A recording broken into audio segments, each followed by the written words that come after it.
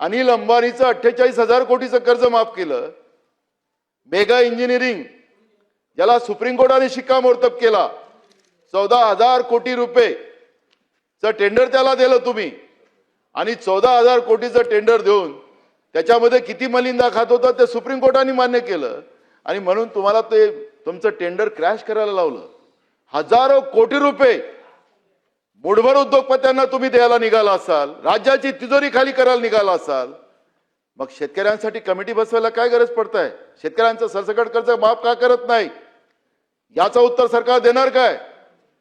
आणि म्हणून तुम्ही सरकार म्हणून तुमची जबाबदारी आहे की सरकारचं तातडीनं तुम्ही बोलल्याप्रमाणे कर्ज माफ केलं पाहिजे.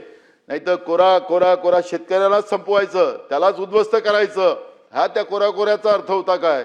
हा प्रश्न शेतकरी तुम्हाला लोकांना विचारल्याशिवाय राहणार. आणि म्हणून मी तुम्हाला सांगतो की शेतकऱ्यांचं कर्ज तुम्ही लोकांनी माफ केलं पाहिजे आणि याच अधिवेशनामध्ये केलं पाहिजे.